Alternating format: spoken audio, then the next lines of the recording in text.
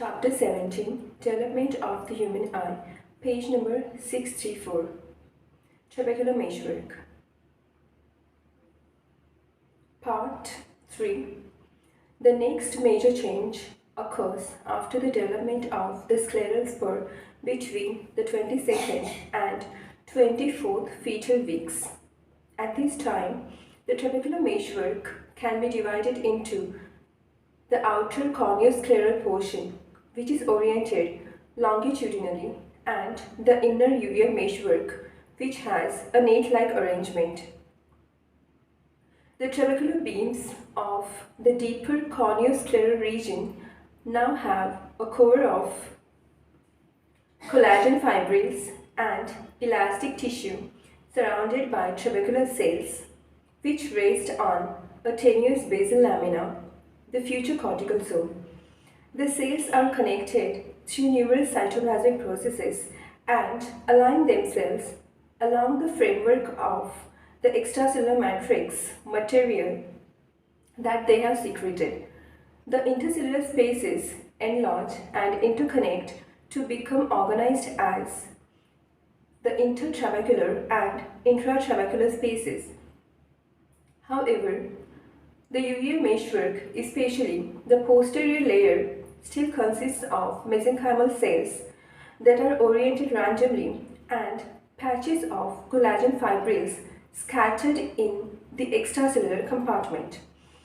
The uveal portion of the meshwork is organized more loosely than is the deeper scleral meshwork. The final development of the shape and orientation of the individual trabecular beams probably depends on mechanical influences such as the direction of the pull exerted on them.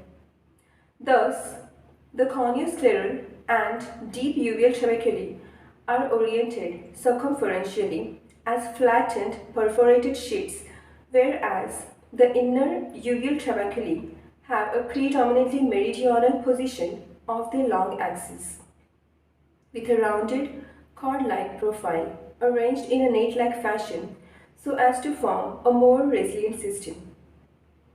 Between the 28th and 30th fetal week, the corneoscleral beams elongate and the trabecular cells covering each beam are connected by tight junctions and have only slender cytoplasmic processes. The uveal meshwork now has wide intercellular spaces, and by the 9th month, the uveal trabeculae are well formed. The time at which communication is established between the fetal anterior chamber and the developing intertrabecular spaces is controversial.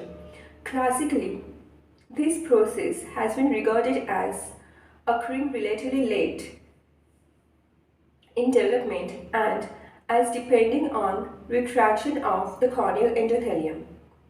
Recent light and scanning electron microscopic studies of human fetal eyes have shown that although the profile of the cells extending almost to the apex of angle resembles corneal endothelium at 12 to 14 weeks of gestation, the lining is perforated by intercellular gaps of 2 to 8 micrometer in diameter. Furthermore, as development proceeds, these lining cells become distinguishable morphologically from corneal endothelial cells.